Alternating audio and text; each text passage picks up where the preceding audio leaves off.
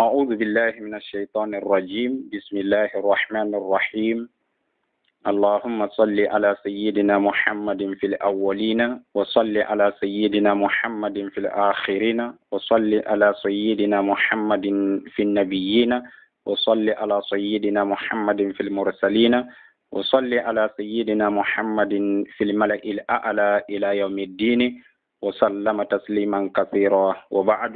مجلس دار التربية والتعليم مخول السلام عليكم ورحمة الله وبركاته natanga nyinin kolani na ala tento kolani na salo kila mana badin kila mume bema kafrila dunke kendol ni la saibe kendol ni bulanno mala kendol ma sila koyo kan ila yawmiddin mo be tambo kolanga majliso dunke mume be konto membebe akonola anala kuma kan kendo nala karandiri nya nyumma kafuta mo kho mume la membema dingira mume beto hansa nal badi mala kanun tal tero al ku kenyo kho abdullah mare kho divasi bun al haja ghaus divasi zawa medina senegal hansa si continue na darsu ad-darsu ar-rabi'u na wala hada kono la menketa an-nawafihu al-itriya fi madi khairi bariya sallallahu alayhi wa sallam buni kitabo men ba ko mandila bunibo yo hijibo to ala hijibo fulanjang haraful ba o harafo be kumasi la waleto اللهم يا ربي صل على محمد اللهم يا ربي صل على محمد على سيد السادات النبيين والرسل حرف الباء لما فرغ من حرف الحمزة تمبو من على قراءة حمزة حرف ولا هجبو بلا على قراءة ولا شرع في حرف الباء أدونت باء حرف كنلا ولا بو هجبوتي hijibu fulanjang jaziran al mukhatiba kake tobula mokho kuma nyokho fatandir lati an hubbi dunya kabo dunya kanoma adaniya dunya men ala be sondra be majigirin wa amarahu akha kuma nyokho ya mari an yusharriqa akha tilibo ganjaro keli anna fiha dabatun katun dababo to taslu ila ziyaratihi membe mila la katakila kondon kan sallallahu alayhi wa sallam Sheikhul Fajaj ko صبوت إلى الدنيا وذل بلا يصيب وغرك منها السلم باطنها حرب فذرها والشرق لا يقر بك الغرب بيثرب نور للنبوة لا يخب تشارك في إدراكه الطرف والقلب به فاستنر إن تنتهر بك همة ولا تنتقض من دونه لك أزمة فكل ضياء دونه فهو دهمة بدا وبقاء الأرض ظلم وظلمة فأشرقت الأرجاء وانقشع الكرب ألهفي لأمر في المحال أضعته سمعت به أمر الهوى وأطعته كأني لم أعرف نبيا عرفته بكل كتاب للنبيين ننعته وقد مر ما قال النبيون والكتب نبي بغير الوحي لا يتصرف صفوح عن الجان وقد يتوقف يلين بإذن الله حينا ويعنف بشير نذير مؤثر متعطف له الديمة الهطلاء والأطن الرحب فأثني عليه بالسخاء وبالحياء وبالصبر يوم الباث إن كنت مثنيا بحق وقل فيه ولا تخش منهيا بذول فلا جدب إذا بخل الحياء ملاذ فلا خوف إذا صمم الأدب يوم فسروا ما كنتني فسروتي شيخ الفجاج صبوتا إميلتا إلى الدنيا كتا دنيا كنوما وذلبي hakkili ma dunke wala mo hakkili keso dunke la yasibu wonte milala kata duniya kanoma katun duniya mu marasolu woleti man sakallanke ko duniya balu manke fenti fo maraso daha modoron wa gharraka salimu sala holehe marasa minha kabo duniya nyinto batinuha duniya nyin kontolo dum haribu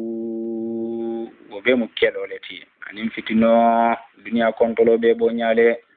kafra je nyala nyi nyama anala sidifanula anala sidifengilla fokoya anila suoneya par duniya kono tolo be mu kelo nin fitino nin jaraboleti fadariha duniya tuje e kana mila duniya kande munan duniya tuje wa sharriq e khatili bo khere e ba khere la mun kan alala bun hijjolo mu man takallanke membe bunyarin anin ala annabiyo mo la qaburo konton annabiyo mo membe bunyarin e betili bo khere la wole yende la yaqirru li qaribu tilijigo kana sabatindirike bika itela tilijigo kana sabatindirike la tilibo khere kata alikabo konton e kata kila la rawlo konton madina yo akoniaje Sheikh al-Fajaji akanyim bange jang inma qala an-nazim la yaqirru bika al-gharib li'annahu kana min ahli al-maghrib koniaja ko tilijigo kana sabatindirike ila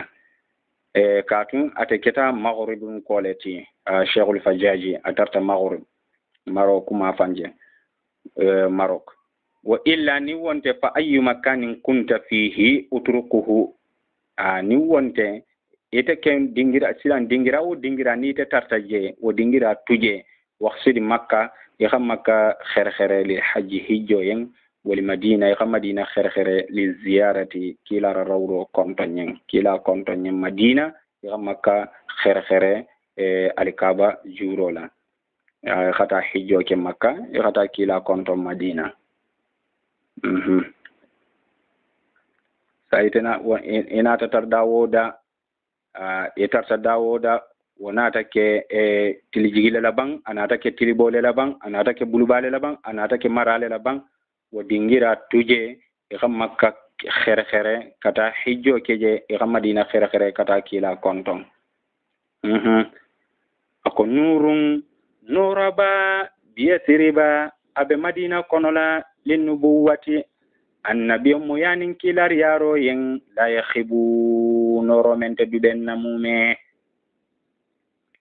tasharakat tarifu nyala felro khadagi maroke nyala felro akha kafu nyogo yaro ke fi idrakihi wa noro dagi maroto wala qalibu anin sondome nora babe madina noro mengalo ante duben wala mukila bati Sheikhul Fajaji ko fattanir akon nora nyininke bihi wo nora bala nora ba membe madina ni be geya nyinin ne be nora nyininkela isa nyinin wala de kana nyinin atanola intanta himmatun sarti nin hamme kallanke balu jidita bika iteti ni hamme kallanke balu jidita ka tariya ka jidi bika iteti wala tantaqidi azimatun fanqaku kana gurija fanqaku kana tinya laka ite yang min dunihi ini madina wo noraba tema ini wo noraba tema noraba me ini wo noraba futo tema noraba membe madina fa kullu diya'in geya wo geya nin dunahu namanke madina lo noraba leti wo noraba membe madina fa huwa ato alonko geyalu duhmatun wolbe mu dibi finnati dibo men na fimme gole yarin namanke madina lo no rabaleti memme madina ako naman koleti geya to malu wolbe mu dibi fimballeliti bada ako no rabalan kene mata madina wono rabamu jonti wala muhammadu sallallahu alaihi wasallama wa biqa'ul ardi banko bo kholu alhatu banko dingiralu zulmun wal bebe farin to kafiriya to nyegole la zulmatun anin flaka funtu ya dibifin wonoraba lan kenemata noraba mem muhammad sallallahu alaihi wasallam alan kenemata wati men wotumo khatara banko dingiral bebe farin kafiriya to nyegero doronela anin fulaka funtu ya dibi fingilu biro noro geyata lankene mata dron fa ashraqatil arja'u banko boholu akaro mume be geyata kanora wankasha ali karibu kuto golengelu anin sunnu kuolu woli be kototata kabo dafengel mume bema dafengel be labanta kake badingiliti ibe keta temben nati tembo kola tumo men na dafengel be tarta nyoko jakoti kake nyo jakoti biringo noraba lanken mata bankola bo hol mume be norate lanken mata kuto golen nin sunnu ban mel be dafengel ka woli be kototata dafengel be labanta kake na feeling fa kiliniti kake temben nati fe manci ka fenti kan yo tembo men na khatari wollel dum nyoye jakubaluti alahfi akonna sunno wo li umurin siyoyen na sunno wo siyoyen adatuhu ngasiyo men yebebe fil muhali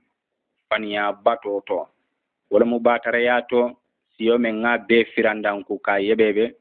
bataraya kuolito ako sunnowo sami'tu amral hawa sami'tu ngamero ke bihi wasiyolela wasima bani men ala dinna ngamero ke wasiyo nyeneto amral hawa nidiala yamar kuolula wa ata'atuhu nyebatu mbaratela nidiala yamar kula khayamar menna mbulate noma wasima le konola science yo nyimbe feda tambitanna wo sunnowo ka anniya abe konte na tilimbaliyato na sila tilin ni mutabaliyato abe konte lam a'rif nabiyan man annabiyyan molong araftuhu ndum na lonne abe kon na sila tilin mutabaliya na sila tilin ni mutabaliyato abe konte ma hani annabiyyan molonne mume ndum na lonne nana'atuhu annabi mu'min mankuto bi kulli kitabin abe zigindi kitabo mu'me beto linabiyina annabi moliyan wala mun kila bati alako allazina yattabi'una ar-rasula النبي الأمية الذي يجدونه مكتوبا عندهم في التوراة والإنجيل الآية أكو مخوملي كلا بلان نومالا ebe bulan numero kala kila men kita annabi mota kita kumfinti annabi mo men ngalo ba tarla ato tarla safe fenti i telefoni bulula tawrata nin linjili konola imaje aya do ako allazina atinahumul kitaba ya'rifunahu kama ya'rifuna bina'ahum ako mo melun yeson kitabolula wolbe kila suteri ne ko me be dinke wuluril suteri nyamenna katun kila mankuto be farin kitabo be kono le teppu kitabo mel jigita narin santo kila mankuto be farin abe kono le wa qad marrama ako fentambita qala an-nabiyuna annabi mulgha min bange wali kutibu anin kitabolu be tambita le nabiyun kila mu annabi moleti la yatasarrafu kila nde sagin na kuto bi ghairi alwahyi na manke kila yaro sindoleti anta yelema na kuto katun kila sallallahu alaihi wasallam abuka kuma ni diala kuma na bota konola adato alonko wahyo lo mo men kita kanarin kila buka afoten akana yelema kila buka tarten e hana jeten kila be sabatirin doron to nyamen nata kan doron kilar yaro ta ko le sindi safuhun yamfala balum kilati anil jani kabo barakurun kelama barajaw kelama wa qad yatawaqqafu yamfa dugundi lalamu wala mu konondir lale mati kuola iba yamar la menna o barakurun kelala kunyato kata be on nyali man yaje Sheikh Al-Fajaji ko yamfala la mu kilati barakurun kelala yahudiya musunni minga khuno ke kila yam be ganda boto be gan suboto kila nin saybo memu saybo nyin wo birin irado mo saybo nyin beletale kila o manna bele yo birin kila khanyinin karo kya musunni nyin nati khanyinin ka musunnin ko membe fokan kila nin akhatara annabiy molomu to nya posino nyin te fenno lama banne akhatari abe mansale jamunto foka fama bole nyinin kan ala posino nyin domo isaja si faga mo hol qadaha yo ako atela khake musunnin son ta katela khabaro nyinke ala son ko la kila natana yam fama yo mawoje yo labid ibn al-asam tembo men nafana ka kila korte e kila yam fata male korte taftan nin kilin aka kila korte men bar kila natana yam fama ani woni si falu yo niaje ako khadiyati waqaf wa khadijan abeli taqlili yo kila ka konondiro ke ka batundiro ke ya maro la de baate yama ibe kila yamar la menna wo barakunun kela la kunyato comme e como sabo melu la ko dante gona ta qur'ano konna as-salatatu allazina khulifu hatta idha daqat alayhim al-ardu bima rahbat yo mo sabo mel khalela ku e ko la tuta tabuku keloto yo ako hanfo banko siti ta ka dete ma ka furin banko na la yiriwo ma yo ayo kata ayo bandula o mo sabolu aboli konna wala mo muraratu bin rabi'i wa ka'ab bin maliki anin hilal bin umayya radiyallahu anhum saibol lel miti e kola tuta tabuku keloto yo kila man femfela ko ta hela ko dugundile ke ka batundiro ke ya maro la membo bola alala kanate kan nyin barakunun kela la kunyato yo alhamdulillah fo komin ya maro bota alala kanaka wato menna yalinu soni alalam kila bati bi idhnillahi altala la dunyo kan mislimo lila ani mu'mino lila soni alalamati alala dunyo kan hinan tumado wa ya'nifu asigole ya fanan wa ya'nifu gole alalamati wato dolu kafiroli kan kila la ko be mu yamar batole tide katu mansa kallanke tabaraka wa ta'ala wala kila yamari soni ani gole ya nyinna يا أيها النبي جاهد الكفار والمنافقين واغلظ عليهم وتوكيل لك وبيم يامر باتولتي على لخا يامر وسوني يعني وغول يالا بشير كلا مؤمن لنيغلندير لالتي ارجانو لا نذير يامر سوسولالو مثلا دلالو مكيمالا مؤثر تنولي سوغاندي لا بالوماتي متعاطف حين لا بالماتي امانتولولا kila man kutol be tenne wa yu'thiruna ala anfusihim walau kana bihim khasasa qur'ano kono la woto anata hadiso kono e ko musu dole nata kila kan anim burdu fano dan fi fano anata hadi kila la ke do ko kila yenje ako kila aksiniha wa huwa muhtajun ilayha ako kila yen adin telam feto fatala wotumo kila be hatajirin fano nyim fammale bari fatawaha sallallahu alaihi wa sallam wa ataha lirrajul kila na ta fano nyin damfi birin ke khada nana ak fano damfi akhadi ke nyinna ata fan tuta wonyama woto ni sheikhul fajaji ko mu'thirun woto alquran ko yu'thiruna ala anfusihim walau kana bihim qasasa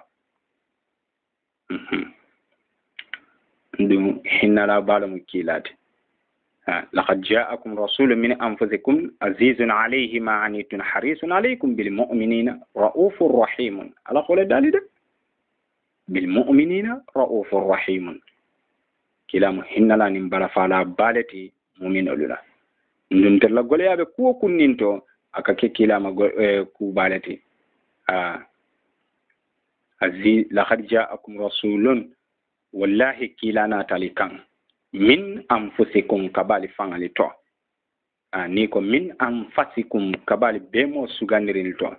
azizun alayhi ma fenketa gole alati wakila ma anitum atella batabe mento harisun alaykum numa yala balemu wakila nyin datelima alla kuoma bil mu'minina raufur rahim hinala balemu kila nyinti mu'minolula bala fala balemi ati lahu dimatu sanji wamba be kila yen sanji be kila yen dimato mujji sanji lati san kumanta kono sanyele siteje al hafila min kida bonna bati wal afanu al halatu nyugumul khurfa dingira arhabu wa be yiri warinne wala mila min kole kata kuruda men ko be yiri warin fa atini tenturike alayhi kila bala bisakhai fonnin sireyala wa bil haya ani malola kila tentu fonnin sireyala ani malola katu kitabul hole bangede kila sallallahu alaihi wasallam ashaddu haya'an min al-azra'i fi khidriha ko kila le goleyata malola kila la malola tambita sunguto la malola sunguto men ngala bala sanke koto fala hawde jo konola sunguto men manta ke ya folo woto kila malula baleti ako kila tentu fonnin sireya bala ni malu bala wa bi sabri anin sabarola yawmal basi kele golen lundo in kunta satini keta musniya tenturlati woto kila tentu nyili bela sabaro fanana kele golen lundo satini keta kila tenturlati kadun senna ali yo xamum fo karramallahu wajhahu akontelu tarta nin kelo gandita he he he he ha kero la tingri bero wuleta ka ganni ntali silanta ako alla kila kisoni nemo bama ako mo kilimbu katu iteli konola men ka sutiya kata dafengli kan katambi kilala tembo men na kelo duta kelo gandita nin saybol be joteta kilale ka sutiya jaholla wotumo aka sabarota anin wakilo ako in kunde sartini keta musina tentur lati bi haqqin tonyala de ni keta tentur lati tonya kumola woto kila mankutu fonnin sire ani malola ni sabarola bi haqqin tonyala wa qul afo fihi kila bala kunyato ikana danna tambide bartenturo nyin kila la kuoto afo katun kila kalikana mfalikulu tentu komen nasara alha maryama dinke isa alayhi salatu wasalam wa falikulu tentu nyamenna kila ko ntemu abdullahi lati alala jong kila ko woto faqulu ala fo abdullahi wa rasulihi alala jong an ala kila woto wa qul kuma fihi kila la kuoto kana danna tambi kila tentu kana danna tambi wala takhsha ikana silam fanan munihiya jalagirla ikana silan jalagiri kula kuma labe men kuma folaje ikana silan ngala bazulun kila ba mu sorla baleti fala jadibun amanke jamo khoti jadibo mu komen sanji ja silan komen bi mana diddu al khasbi khasbola diddo la mu jadibo ti sanji ja barabe memma kila manke balir lati kila manke kutun kannati ida bakhila li haya nin sanjiyo kutun kannayata malajun tintindanno mu kilati fala khawfun silan iga samma mali adibu nim fankese kunturla tambita kulo konola wala mu aka gulo kuntu ka subo kuntu ka kulo kuntu iza samma mali adibu nim fankese kunturla tambita kulo konola aka gulo kuntu famme nga gulo nin subo kuntu han fo ka kulo kuntu lahul qadamu ako sin dondon wala mu sin dafato ako be kila bayen al ma'lumu simmembe malondin khayra kuolito de simmembe malondin fil ba'si kere golento wonnada anim fonnin sereyato wala mu sorioliti wa qad wahaba li a'la wa qad wahaba aka dirike al a'laqa fen kenye nyarin la ani wala fen sugandirin balu akholi di wasfala mal ida aka jaholi fanali sinto bang wa balagha afutata fi kulli khairin khairakum mebeto jumlatan amumebe alimada dandingirato bawatinuhu kila konotolo nurun omunoro leti katun jibril alayhi salatu wasalam akila sonne me fandile ka soso noro lela tembo menne ga kono fara zawahiruhu kila bantalo huda obe mukando leti da feni ka kanda wolela fala hadiyahu kilala kando manke walla fala tagaran silo wo manke yakhifa nasi nukhun wala nuruhu kilala noro manke wala sabula kilala noro fanam manke yakhibu nasi duben kilala noro be manarinne daiman dahran ala baluwo kono la nala saya koda katana tadi soto kila ko hayati khairul lakum wa mamati khairul lakum kila ko nabaluwo male khairalati nasa male khairalati lahu khuluqun dajigobe kila bayen azibun dajigo membe diyarin wa birrun anin nyinya o wasilatun anin jekki nyoko yaro ate tema nin da fengili tema wa saburun sabari fanambe kila bayen sabaro membe nyiñarin ala jahlil jahuli fellon balolla kul fellon baliya kan wa muhulatun anin dugundo wala mu donnin hinnoti buka perese ka kuuke hanni ka kutili ngala khawye kulon balo wala fellon baliya kan kila buka perese abe sabarrin doron wulatuna eko kedo ko kila en kisoni nemo bama akay tili muhammadu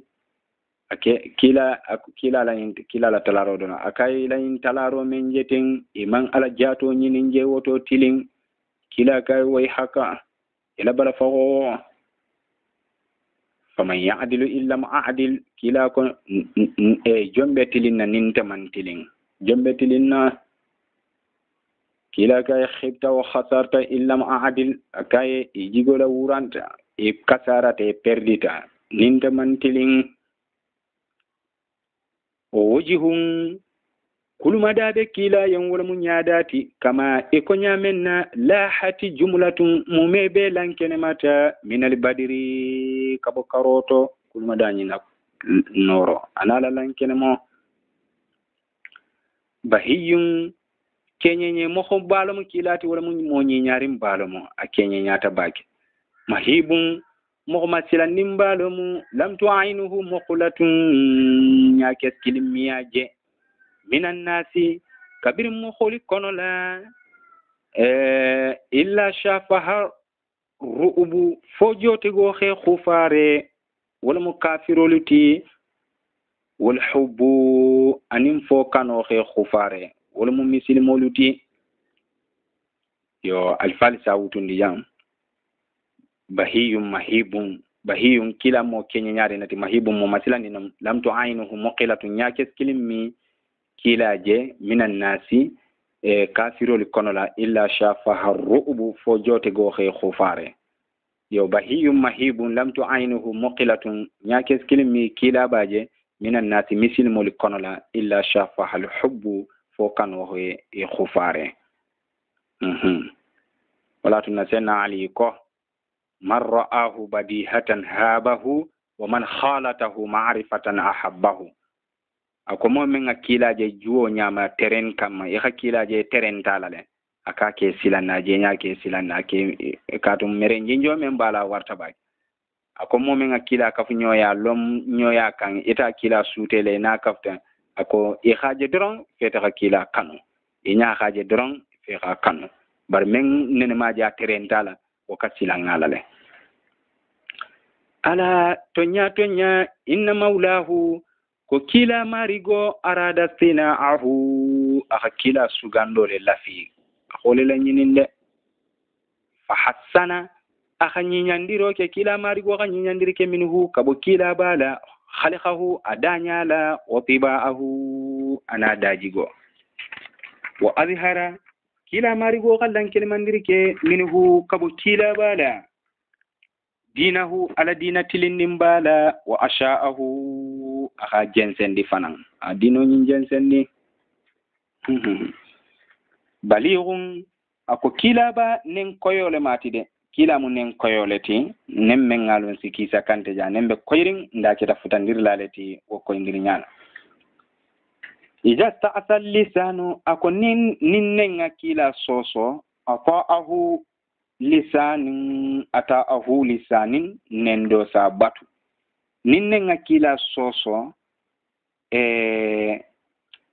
womu jahol la karoleti alon ko nen sa batule fanan wom misilmo la karoleti nemmen ngalon muntaliqun nemmen bela bularin bi qawli al-haqqi to nyakumo fola ratibu abe kereyarin fanan abe kereyarin to nyakumo folela to ninne nga soso alon ko nemba batulale wemu kuto golen nin keloli kono lati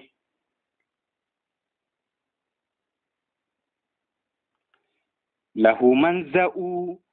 ako hakkil jeri be kilayen fondu muta dingirabe kilayen fi ikhtiyadi la khalqi dafengeli sabato kata kando kan kila esperance soto ndaka muta dingira fanan soto dafengeli sabaroto kata kando kan wa mafza'u tintindulaɓe kiilayen lillahi allahu taala yen indali amuri yamaro tumoto yahjubu men keta goleyalati indali amuri kuña tumoto yahjubu kuña men keta goleyalati tintindulaɓe kiilaye on kuwo kuna goleyata kiila ke tintin alalela anen man hakkili fula soto alala kodo a goleyata soniyata kila abe tukurun alala koma wada'uhu ala toro yatawaqqa'u ibola ke konon fi kulli khatibin kuto gole mume beto bayanun ko indirlalo mu kila bati lahu mawqi'u ke dingira bayen de fi nafi munafanto wa durri anin toroto edingira bay munafanto wala mu'mino liyen torato wala mukafiro liyen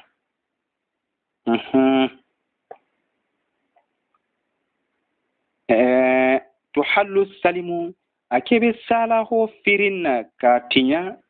alayhi kila bama auto khadul haribu wala febe kelo fanan sitila alayhi ate alayhi ama fondon alayhi ala ko yindiro nyinkan alayhi tuallu salmi be saloho firinna alayhi wo ko yindiro nyine kan auto khadul haribu wala febe kelo fanan taful alayhi akan anafa kila wirginte yata wala muka kotota bi wahyillahi alala kila yarole sabula ayya inafatin wirginte yabe danna fo wirginte yabe kamalimbala alala kila yarole sabula de kila go soton ala kulli di zajirin kono tindila mume bela kono tindiro kan o kulli iyafatin anin bergosila mume bela bergoso kan yo womu arabol la jibernya façon doleti yo isafo ko jajarat ta'ira bi ma'ana atarahu fatafa ala bihi in kana tayranuhu anil yamini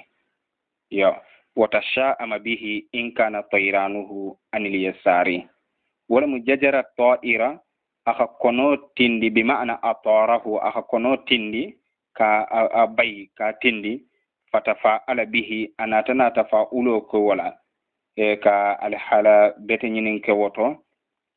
سارتي إن كان طيرانه أخا تندي واتي من نين على تيو كتا عن اليمين بلباكرو بدا أخا بي كتندي kono tita ke tilimbulu ba karole la utuma ko ke faala bete baleti yo botasha ama bihi dirinte mbo mena kono tindi ka bay kono tita asi nono gangiaro ke wala mutasha umoti shu umo asoke ala inkana tayranu huanil yasari tembo mena kono tindi na tar kono tita ke tilim mara karole la isaja ko ke shu umo leta bu ko bete yande wo mila jiber nya façon doleti yo iya fato fanan ko men bergoso taka huno façon dole mati wa kaifa nyajomu yujara nibe kila bantambilin nyoxoyala bihtira khurafatula faniya tego wala mo faniyala tego kala folo o sifala ni be kila banda milinyala ka asoso ka amisali fanan komen khurafatu tarta nyamenna yo khurafatu iko huwa rajulun min azira atamu moleti abota azira asratuhu aljinnu fil jahiliya jinnu lil khatim marajiyya jahiliya konola famakata dahran tawilan indahum thumma raddatuhu ila al-ins ata asabatita jinnol konola jamani jambala yo jinnol natana murundi kata adamadingil kan fakana yuhaddithu bima ra'a fihim min al-a'ajib saim betun aka kawku bali melje tembo men abe sabatinin jinnol konola yo biradun tamol konna kata ko ku kawku balel kaccala mo kholiyan betun yo fakala an-nasu hadithu khurafa mawli ko betun khurafa la kacca ala hadithu ala kacca yo akeko unzuru shuraish sharh maqamat al-hariri yo faqad dhukira ba'd akhbar khurafa akeki ishi shuraish isha jibe maqamat al-hariri la sarahoni wala mo kitabo men fele nawafiho men fele mba konna yo bayto nyin duguma lala korosiri kejela ibata raja qala shuraish wa hadithu khurafa mathalu sa'iri ala alsinatin nasi fil qadimi wal hadithi yo yudrabu li kulli hadithin la haqiqa lahu yo sani dun sharho konne fanga kiskisi fanyen ebe kuma kan tarajele membe denni nyen khurafatula kuma kan kunyalula yo wotuman si wala hada danjang ngadua fo ala simma be wala hada na la kotenna insha Allah kitabo to la ban fana fala sa sonya yo bari'un kila be baririn bi shaqqi sadri siso faro sabula min kulli afatin kabo ngaibe ko mume bema kila be baririn na sisi faro sabula falallamamu wala sabula junubindi manke yu'za nisa dambendi ilayhi kata kila bakan wala zambu anin junubindi ba wala sabula kila la sisi faro sabula ibuka wali dambendi kata kila bakan sallallahu alaihi wasallam kila be baririn ne junubi kol mume bema ya ala barka bake ala barka